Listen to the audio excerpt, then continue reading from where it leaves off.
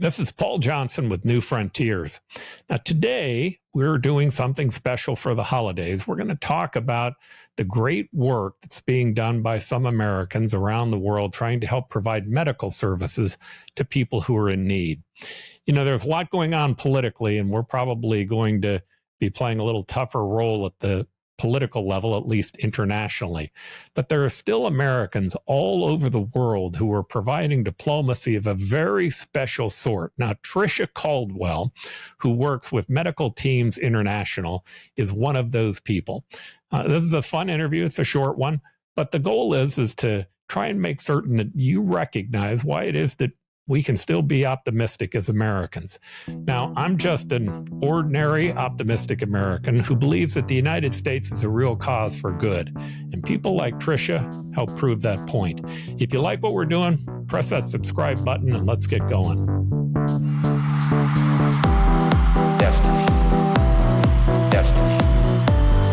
You and I have a rendezvous with destiny. Destiny. Destiny. You and I have a rendezvous with destiny. We choose to go to the moon in this decade and do the other things, not because they are easy, but because they are hard. Tricia, I'd like to welcome you to the Optimistic American. Thank you very much for being on our program. Thank you. It's a pleasure to be here with you today. All right. You are involved in an organization that has gotten great marks around the world. In fact, if you look up Medical Teams International, I think it ranks at about a 95% in terms of a place to invest money from a contribution standpoint. Most of the people who've reviewed your organization from the outside have given it great marks. But if you would, why don't we just start with the description of what Medical Teams International actually does? Yeah, absolutely. At Medical Teams, we provide loving, life-saving medical care to people all over the globe who are in crisis. Then primarily we serve refugees or displaced people, whether they're internally displaced within their own country or they're fleeing to another country because of war or other unsettlement that is happening. We also traditionally have done a lot of disaster relief, so coming in and just helping out where we can. Our primary focus, though, is medical care. All right. And in terms of the medical care that you provide, which countries would you say that you're most focused on today? I know that I saw Uganda, Ukraine, I saw Sudan, you all had a focus on as well. But where are the main places throughout the world today that you're focused? Yeah, so we actually are working currently in 7 different countries, including the U.S. So you mentioned Ethiopia, Sudan, Ukraine, Colombia, Tanzania, and Uganda. So we're working in all of those countries. All of those countries we're providing medical care. Really, we're going into the places where people are forgotten. People have been left to whatever they can find. And our calling is really about being there, loving them, and providing wholeness again. We also focus on trying to strengthen the system, the health system itself, because the goal is to be able to leave and have that system working. We know that our work is really about going where we're needed most. And so eventually the goal is to be able to pull out and have that system work all on its own again as it once did, so that we can go help a new community along the way. So talk to me, let's just pick out an area like Ukraine. The system, has it, my guess is it started to fall apart during the war, but explain to me what that might have looked like before, what it became during the war, and then how you've tried to provide assistance in helping restore it. Yeah, I mean, Ukraine's a really unique situation, as all of the country's situation contexts are. But in Ukraine, when the war started, you started seeing all these people just flee, right? We were seeing mothers and children flee and leave the country. And thankfully, a lot of Europe was receiving them willingly, which is a great thing, helping thy neighbor. We love that. So we saw that early on in Ukraine, but then there were the people that were left for whatever reason, like they chose not to leave, or they couldn't leave, or they, women, mothers, wives wanted to stay where their husbands were. And so they hunkered down. There were others that just said, this is my home and I'm not leaving. But what happened in that fleeing is the system kind of started to struggle. And it's not that it has collapsed or anything like that. We are just coming in and helping support. So in Ukraine, we have mobile units that are going around and helping provide different things like basic medical care and screenings, whether it's for diabetes or something like that. But we're also providing a lot of psychological support in Ukraine and in other areas where war has impacted the community. It's just really critical that people are getting therapy to help process some of the atrocities that they're seeing and experiencing. In Ukraine, we were recently talking with our country director, and he was telling us about how they are feeling sleep deprived, and still they're going out and doing this work. And I was like, well, why are we sleep deprived? What's going on? And he was telling me just about the bombs that are happening at night. And so they're waking up and they're having to assess how close is that bomb. Do they need to go into a shelter? Do they need to change what they're doing? And just that process of uninterrupted sleep night after night after night. And yet they're still going out doing this amazing work, helping in the community. And so when you think about that, our staff is experiencing this, but that is also what the people that we have the privilege of serving, they are also experiencing all of that. And they kind of are without any safety nets. And so we're coming alongside and trying to provide some of those for them and help them process everything that they're going through. So when you go to a place like Ukraine, are all the people that you bring paid staff, or any of them volunteer doctors? The people that you come into a community with, how do you collect them? Where do they come from? Yeah, that's a great question. So in the instance of Ukraine, when we first went in, our staff that we had already employed came alongside and we assessed the needs. Really, when we're looking at an emergency, it's kind of like this three-legged stool, right? You have to be able to have need, access, and resources. So is there a need? So when the war broke out in Ukraine, our chief global programs officer at the time was on a plane within a matter of days, and team assembled down there. We're getting going and assessing that need. So we're looking at it and going like, what is the need? Can we provide support there? Like, does that need match our skill set is basically what we're assessing. The second part of that is access. So can we get access? We don't work outside of the governmental system. We want to work alongside. And the reason there is because eventually we want that system to be working well again, so they don't need us anymore. So access and government support, that's all really critical to what we're doing. And then the resources. So do we have the financial resources to come alongside and help out? We fund things through government grants, but also through private grants and private donations of individual people. Those things have to come alongside in order for the work to be able to happen. So we do an initial push in, we check that out, we see what we can do, and then it's about scaling up. We really try to hire as much staff that is part of that country as possible for a few different reasons. Again, coming back to the importance of health system strengthening, that again helps build back that system, for lack of a better term. And then, there are all these other things like language barriers and cultural things that, just having people that experience that and know that helps with a lot of different reasons. When you think about certain contexts, actually, this is Shaza right over my corner of my shoulder. She was a Syrian refugee that we met in Lebanon when we were working there. And when I started with the organization a little over 4 years ago, her story was one of the first stories that I heard and was really personally impacted. Shaza was a community health volunteer for us. So she worked with us, came alongside us.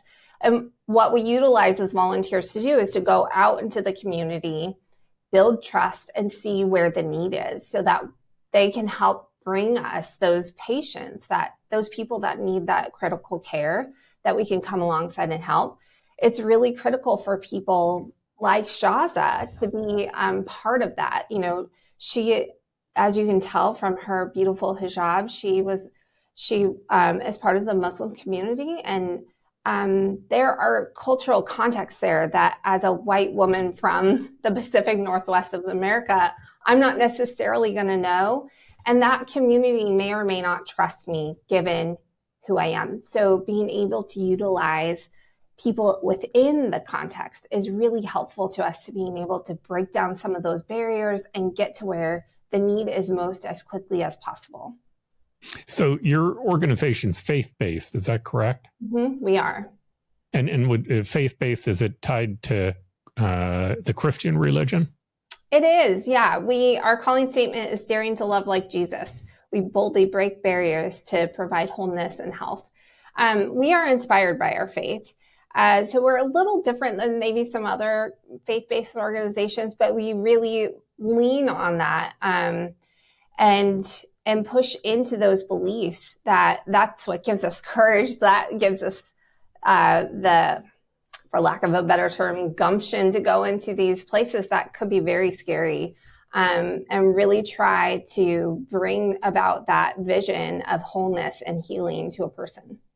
Yeah, but obviously that doesn't affect who you serve. You're willing to serve Jews, Muslims, absolutely, people of any denomination or non-denomination, I suspect.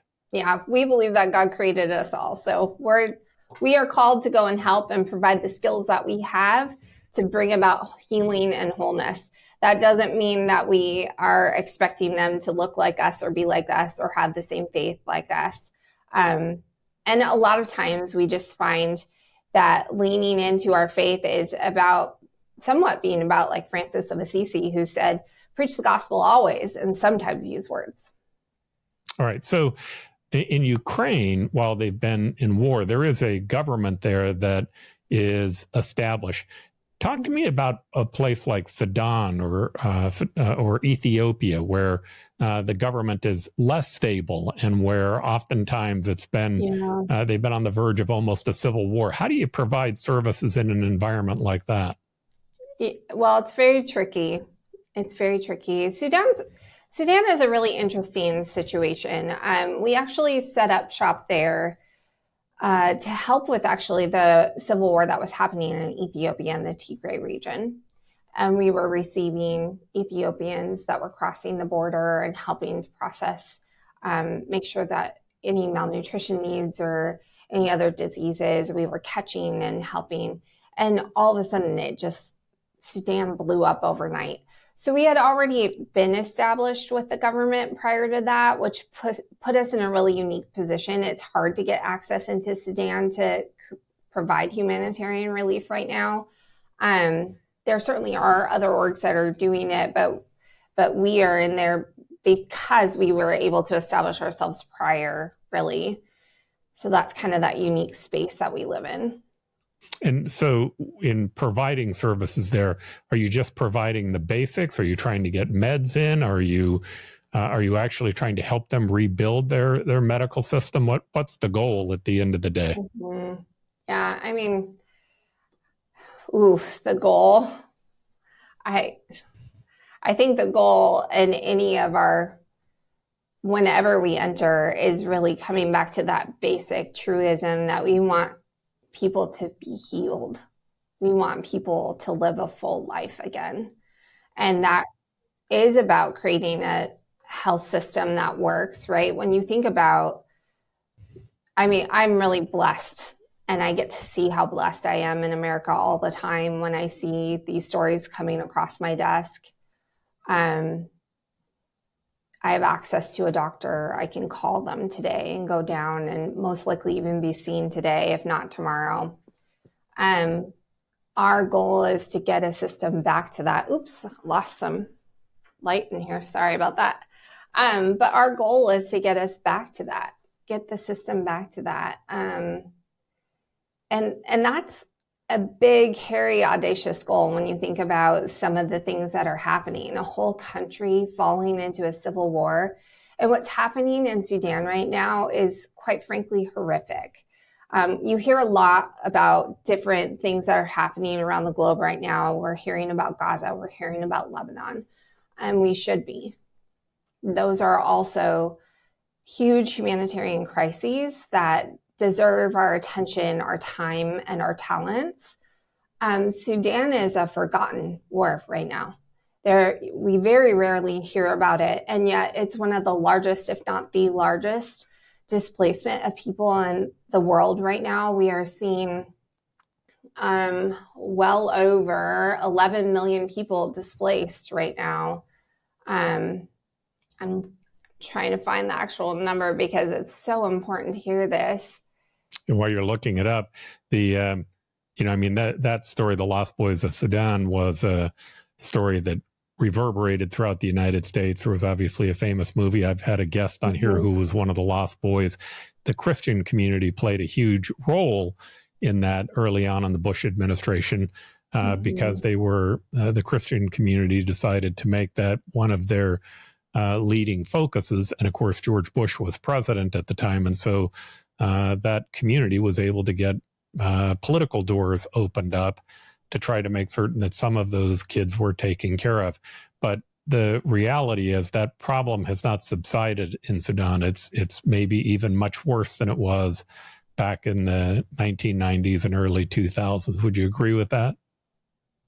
Yeah, I mean, I don't have a ton of firsthand knowledge. I wasn't working in the sector back in the 90s, but Sudan's gone through quite a lot of change over the years, right? They'll have a stable government and then not. And I'm not sure all the political notions that are driving that in and out of stability that country is experiencing. But I do know right now the situation is really critical. I just found it over 11.5 million people are displaced in Sudan. 3.7 million children are acutely malnourished, and over 28 million people are in need of food assistance. And the numbers are growing by the day. What's happening there to women and children is horrific. Women being tortured and assaulted sexually. It is a brutal situation that is occurring, and they really need support and help. Now we're coming alongside. We have managed to grow in Sudan pretty dramatically. We went from 4 clinics to 95, 88 employees to over 500, and we are providing 1,400, an average of about 1,400 primary health consultations daily. It's a tremendous amount of work that we're able to get done. We went from 11 community health volunteers like Shaza to over 600, and we're reaching on average over 85,000 people every month. But that's just like this tiny tip of the iceberg. And there's so much need there and so much opportunity to come alongside and support. And really, it is about that basic care. It is healthcare, assessing the needs, providing triage to whatever has happened to that person, but then coming alongside after the fact and also providing that psychological support again. Because we know that treating the whole person is not just about the Band-Aid that we put on your skin. It's also about healing your heart. My guess is in a place that's ravaged by civil war, what's going on inside their spirit and their soul, what's going on psychologically is maybe a bigger impact even than anything that they may be facing physiologically. Absolutely. All right. And so you also provide some services inside the United States. Can you talk to me about that? Oh, happy to. Yeah. Most of our services, well, all of our services in the U.S. are right here in the Pacific Northwest in Oregon and Washington. And we provide, again, similarly, we're providing services where we're needed most. And often here in the U.S., people don't have access to dental care. So we're showing up with our mobile vans, driving all over Oregon and Washington and getting to go to meet with certain different communities and here and provide that basic need of dental care. Along with that, we're also doing screenings for basic healthcare things like hypertension, diabetes, things like that, and then trying to connect them into the system so that they're getting the care that they need beyond what we can provide in that first sitting. All right, so your journey was an interesting one. You've worked in some some very high profile sales roles for Starbucks and other companies. Can you talk to me about the role that you played before and how that maybe was helpful, or whether it had any real impact on the job that you're doing now, and what led you to making this transition? Yeah, absolutely. It's always weird when people say you had a really high profile career. I just think it's an interesting journey, coming from the for-profit side, working at Starbucks and being a general manager, and then moving to Stash Tea and getting some really different experience there.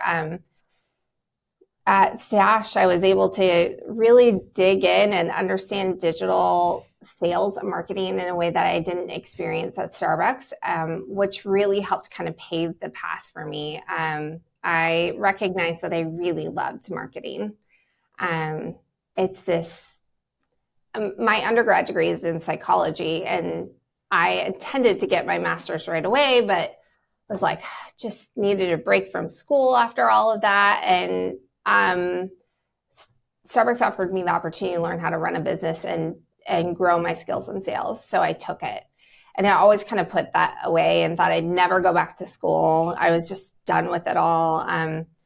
But when I was at Stash Tea and getting to plug in and understand and learn marketing and seeing how that really scratched this itch that I had around understanding how people act and what they're doing in the marketplace, and understanding that at a larger scale was really interesting to me. And then while I was there, I started my MBA at George Fox University. Had a wonderful experience there, really loved it. And my husband actually saw the posting here at Medical Teams, and he said, "Hey, I think you should look at this." We've always had a heart for just coming alongside people and loving them where they're at. My husband was a youth pastor for 15 years before he ended up leaving. When our kids started to get a little bit older, we always knew we wanted them to have a community of adults kind of coming alongside and loving on them the way that we did. And so we didn't want them to have their dad as their youth pastor. So my husband made a different career choice, and in that, there was kind of this void that we had of where do we put our time and our energy? And so he found the job posting. He'd always watched Medical Teams for years, and I applied and landed here. And it has been the biggest blessing for me. The people that I work with day in and day out are the most dedicated, amazing people. Just really, my team gets to do the amazing work of taking these stories from our country programs and sharing those out and connecting our donors to the work. We're just this conduit, and my team is so dedicated to that work, and they're the most amazing, brilliant people that I get to work with every day. So I love it. What was the moment that it grabbed you when you came over into the company? Was there an epiphany or a moment or a story that drew you in, that made you know that this was your home and the place that you wanted to stay? I mean, aside from my colleagues that I get to work with every day, the Shaza story is probably the one story. It was one of the first stories that I read when I first came here. But her story is just such a powerful, impactful story to me. She was a young teenager, essentially, when they fled Syria and went to Lebanon. And she had big dreams. She had really big dreams for her life, and found herself living in this camp. And all of those done, like, she had worked so diligently. Her uncle was a pharmacist, and she wanted to be a pharmacist just like him and work in his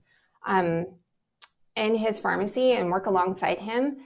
And the war devastated all of that. And she found herself in Lebanon. She didn't have her school records. She couldn't go to school. She couldn't pick all those things back up. And she really was devastated. And then she got this opportunity to learn to be a community health volunteer. And just hearing her talk about that transformation that happened inside her, where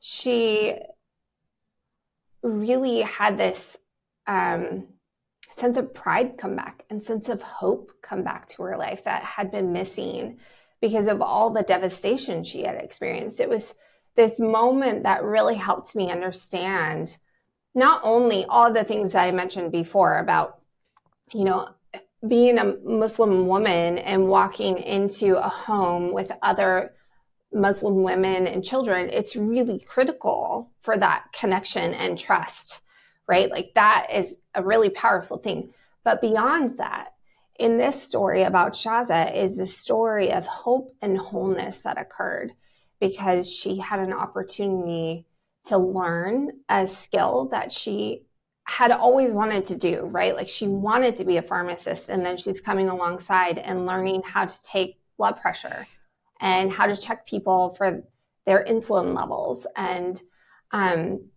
be able to check to see if what somebody is experiencing is severe enough that they need to get to the clinic and get help from a doctor immediately. Like she had those basic skills provided to her and taught to her, and then she's coming alongside and really making a real meaningful impact in her community. And it's a really beautiful story of her just coming alive again. And we don't take credit for that. It's not because of medical teams that this thing has occurred.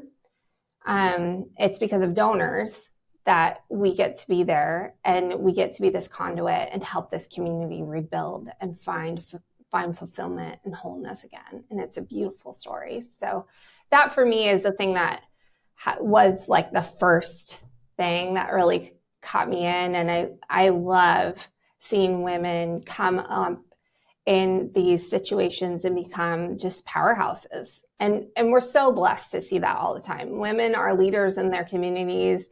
They make tremendous amount of change. They are a force of nature, really. And it's inspiring to see their stories every day. Yeah, that's wonderful. Yeah, and for you, I mean, it's always fun for me to see people who have found purpose, right? The idea of purpose, it comes from either what we create or what we love. It comes from who we serve, or it comes from struggle. Those are really the only four areas that we find purpose. But finding it is the single greatest key, I think, in our life, is the ability to find that place where we feel like we're making a difference.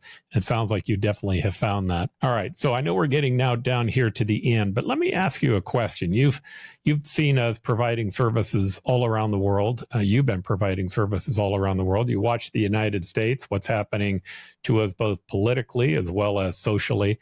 How do you feel about the U.S. today? Are you more optimistic than ever, less optimistic? How do you feel about where we stand today? And are you optimistic about where we're going? Yeah. I mean, there are a lot of emotions after this last election, and that can be a tricky thing. There are people on both sides of that.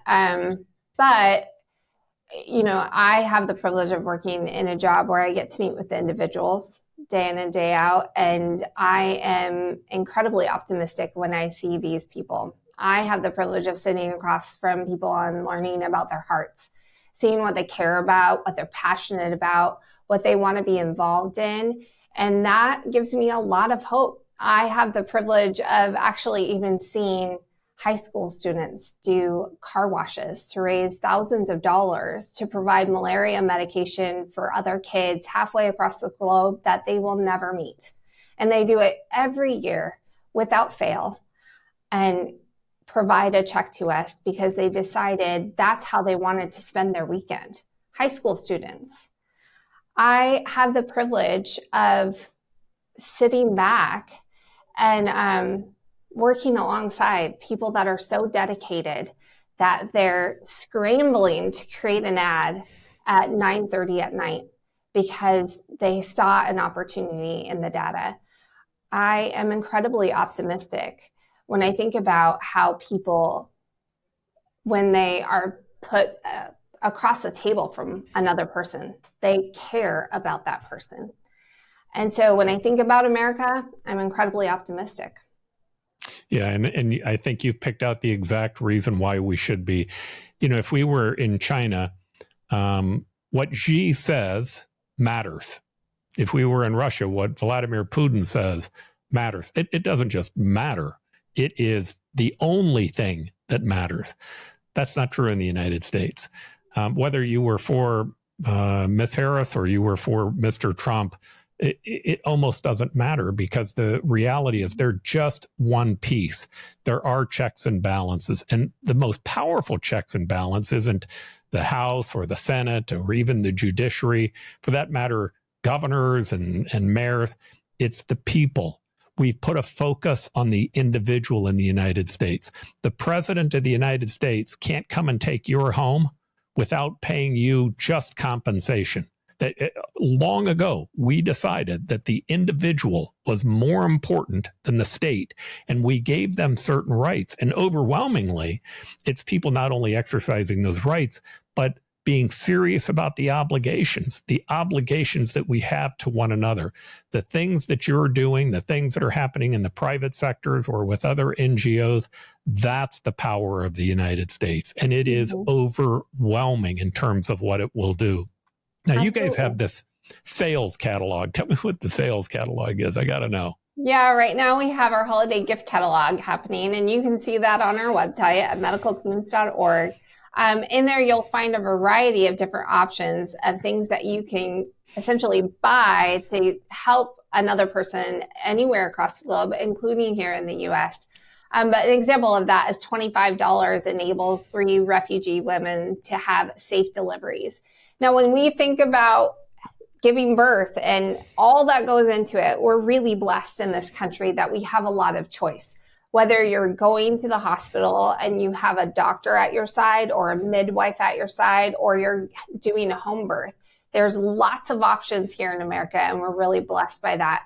In refugee camps, it can be very scary to be a woman delivering, and it matters that they have a skilled professional next to them with the tools that they need to make sure that that delivery is safe and that baby has every chance at a full life.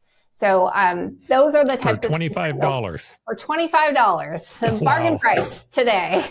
It's a bargain price. I have a 3.5-year-old, and 3.5 years. Actually, I'll go back. I have one who's 40. 40 years ago, it wasn't that cheap. So $25 is a bargain. It is a bargain. And like you said earlier, we take seriously how we utilize those funds, and to be a trusted org matters a lot to us. So these are ways that you can come alongside. It's all there at medicalteams.org. All right. So there are a number of other ways that we can contribute. Maybe we can talk about those. Yes. Well, there's lots of ways to contribute. First and foremost, we'd love for you to go to medicalteams.org. That's our website, and you can donate there. There are other ways to donate too. You could donate a car. You could donate Alaska Air Miles. That helps us to get to our programs to ensure quality and things like that. We have volunteer opportunities. So if you are here in Oregon or Washington, we have opportunities for you to participate, but we also have a community group that you can participate in. It's called Healthy Women, Healthy World. Everyone's welcome. We need men as much as women to be allies with us. We have our book club that helps us. We read stories about what's happening in some of these country programs, just to understand and educate ourselves.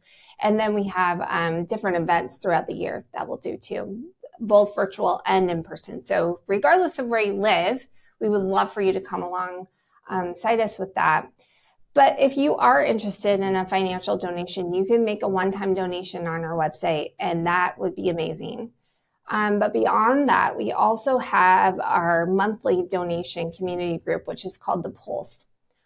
Giving monthly is a really, really powerful way to support any organization. And when you think about this, like most things are subscription-based. We stream our television now. We get everything through that. And it's all this subscription that we're automatically paying for.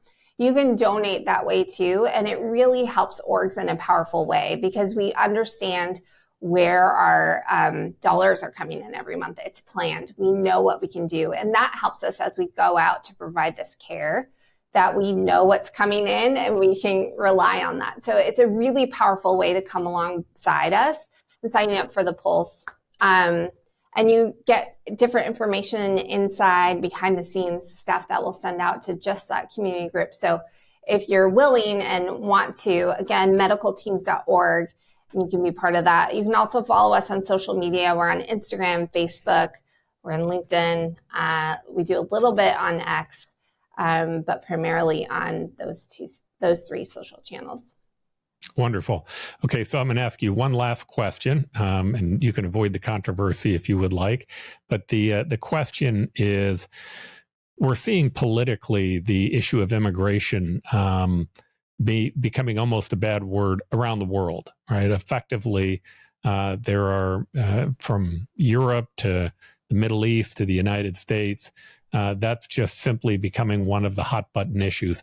What effect does that have on an organization like yours? Does it have any effect at all?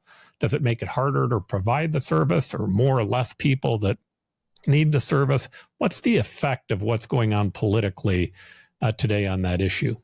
Yeah, well, if you step back and kind of think about what's the cause first, there's a lot of things that are causing that, right? Like unstable governments, food insecurity. We're seeing things like the climate crisis actually causing quite a lot of displacement because, again, like if you can't grow crops or you don't have rain and so you don't have water, people are facing scarcity and so they're fleeing these areas. So that's kind of where, if we were to step back, that's a critical piece to understand first. But then like this trickle down that's happening is that, governments are trying to figure out how do we make all this work and provide support while also taking care of the people within our country. And we all have different feelings about that. But the big thing for us and other NGOs around the world is that some of the funding that we rely on, these government grants to be able to go and do work, are decreasing. We're seeing that decline. And so in order for us to continue to be able to provide, for medical teams to continue to be able to provide loving medical care to people in crisis all over the globe, it just puts this extra, I'm going to call it an opportunity on the individuals out there to come alongside and help us out in ways that maybe they felt like they didn't need to. It just puts more ownership back on the individual to have an opportunity to come help. And with organizations like yours, if you look at it politically, as you begin to reach out into other places, what's the reception that you get as Americans coming into another country trying to help? Well, again, we have like the initial crew that will go in, but what we're really trying to do is bring up people that live and are part of that community that already have those skill sets too, right? Like in Sudan, when you think about what's happening there are a lot of doctors and nurses that don't have jobs anymore. So we're able to kind of capture them and use that skill set, validate it and everything. And then they're the ones that are helping to provide it. So it helps us break down that barrier really fast. Again, kind of going back to Shaza's story, it's the similar idea, right? That people within the community are coming up and coming alongside. We're providing them those skills that they need. And then they're going out into the communities. That is their community. So it's much more impactful. It's easier to get in and get access and to make a real impact pretty quickly. Yeah, it to me seems to be one of our best forms of diplomacy. And certainly we, the role that we often think about with diplomacy is in one of two ways. It's our foreign diplomats who are working at the highest levels within a government, or it's our foreign aid, oftentimes of which ends up becoming corrupted. Not always, but oftentimes ends up becoming corrupted. And it's a way or a tool that ends up being utilized as a means to lever people again at the highest levels. Oftentimes, I'm a capitalist through and through. I'm a free market guy through and through. But it's not lost on me that there are groups like China and others who, while we are working at those corrupt levels, oftentimes are working at the grassroots level. And at the end of the day, if you don't keep the heart and minds of people around the world, it has an effect. Now, as a capitalist, as a person who believes in the American world order, I believe that there's a benefit to us buying in the rest of the world into this system that we call the American world order. And I happen to think the best way that happens is by groups like yours or the Peace Corps or other groups where we're providing a form of diplomacy that you can't replace through foreign aid. You can't replace it by simply having diplomatic efforts at the national level, because you're working with people at a grassroots level. Absolutely. Any thoughts on that? Well, I mean, I'm not an expert in foreign diplomacy or anything like that, but what I can share is we strongly believe that people are capable, and the opportunity that we have to love and provide just help, really reaching into our calling is great. And we love that opportunity. So we're going to go where we're needed most and show up and be there. And again, we think too that our goal is to really hopefully leave that system back in a whole functioning way, which means they don't need us. But in order for that to happen, they just need support. They just need some care and some love along the way. And we're really privileged to be able to follow that calling and be there. That's awesome. Well, Tricia, thank you very much for being on The Optimistic American. Thank you so much. All right, thank you. And we stand today on the edge of a new frontier, the frontier of unknown opportunities and perils. It holds out the promise of more sacrifice instead of more security. The new frontier is here. You and I have a rendezvous with destiny. We'll preserve for our children this, the last best hope of man on earth, or we'll sentence them to take the last step into 1,000 years of darkness.